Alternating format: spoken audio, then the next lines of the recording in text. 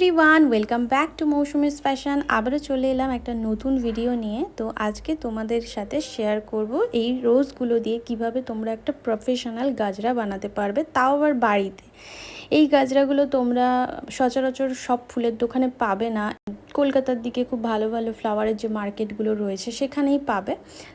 তো কী হয়, ব্রাইডদেরকে আগে থেকে অর্ডার দিয়ে এই গাজরাগুলো আনাতে হয়। সেই জন্য তোমরা এখন এই টিউটোরিয়ালটা প্রথম থেকে শেষ পর্যন্ত স্কিপ না করে দেখতে পারো এবং তোমরা বাড়িতেই কিন্তু র ফ্লাওয়ার নিয়ে কিন্তু এরকম সুন্দর গাজরা বানিয়ে নিতে পারো। তো চলো, আর একটা কথা বলে দিই, এই ফ্লাওয়ারটা কিন্তু আমার আগে ইউজেবল একটা ফ্লাওয়ার।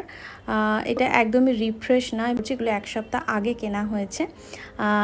তো ঠিক আছে, ফেলে কেন দেবো, নষ্ট হবে, তার থেকে চলো তোমাদের সাথে একটা টিউটোরিয়ালই শেয়ার করি। তো এরকম করে এক এক করে তোমরা পেটালসগুলো এক একটা ফ্লাওয়ার থেকে আলাদা করে নেবে। তো আমি এখানে দেখো পেটালসগুলোকে আলাদা করছি। এখান থেকে সব পেটালসগুলো দিয়ে কিন্তু আমরা গাজরাটা বানাতে পারবো না। যেগুলো বড় বড় পেটালস আছে সেগুলোকে বেছে নিতে হবে, ঠিক আছে? সেগুলো বেছে নিয়ে সেগুলো দিয়েই কিন্তু গাজরাটা করতে হবে। কেন কি, বড় ছোট মিলিয়ে মিশিয়ে করলে গাজরাটা দেখতে সুন্দর লাগবে না। সেম সাইজ যেগুলো বড় বড় পেটালস রয়েছে সেগুলো দিয়ে আমার গাজরাটা বানালে দেখতে বেশ সুন্দর লাগবে। এখানে পেটালসগুলো আমি আলাদা করে নিয়েছি, একটা প্লেটের মধ্যে তুলে রাখছি। আর কিছু পেটালস এখানে আমি বাছিয়ে রেখেছি, কারণ সবটা আমার লাগবে না। তো আমি এখানে 15টা ফ্লাওয়ার নিয়েছি। এখনও হয়তো 5-6টা ফ্লাওয়ার আমার নেওয়া হয়নি, ওগুলো পরে লাগলে তখন ওগুলো নিয়ে নেব।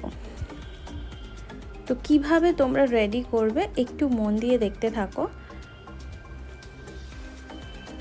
যে ফ্লাওয়ারগুলো আমি বাঁচিয়ে রেখেছিলাম, এখন সেখান থেকে আবারও একবার তোমাদের দেখানোর জন্য পেটালসগুলো আলাদা করে নিচ্ছি।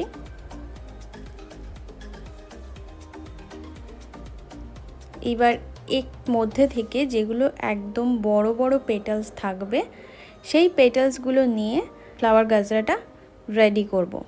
তো দেখতেই পাচ্ছ সব পেটালসগুলো আমার একদম আস্ত নেই, কিছু ছিঁড়ে গেছে, কিছু ভালো আছে। তো সব মিলিয়ে মিশিয়েই আমি কাজ করব, যেহেতু এগুলো আমার এক সপ্তাহ আগের একটা ফ্লাওয়ার, যেটা ফ্রিজে আমি রেখে দিয়েছিলাম। তো দেখতেই পাচ্ছ এটা ফ্লাওয়ারের একদম সামনের দিকটা এরকম ভাঁজ থাকে আর পেছনের দিকটা কিন্তু এরকম থাকে। আমাদেরকে পেছন দিকটা দিয়েই কিন্তু ফ্লাওয়ারটা গেঁথে নিতে হবে, ঠিক আছে? আর প্রত্যেক ফ্লাওয়ার পেটালসের সাদা অংশটা যেন বাইরের দিকে থাকে।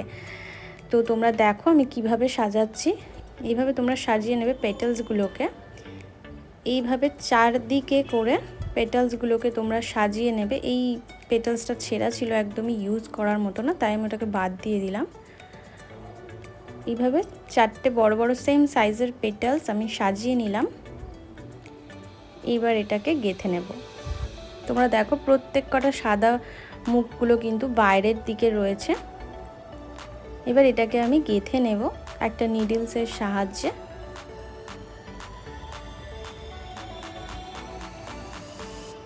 সুতো তো আমার রেডি করাই ছিল। তো এটা দিয়ে আমি এবার পেটালসগুলোকে গেঁথে নেব এবং সেমভাবে কিন্তু তোমরা পেটালসগুলোকে রেডি করে নিও। আমি এখানে সমস্ত পেটালসগুলোকে এভাবে গেঁথে নিচ্ছি।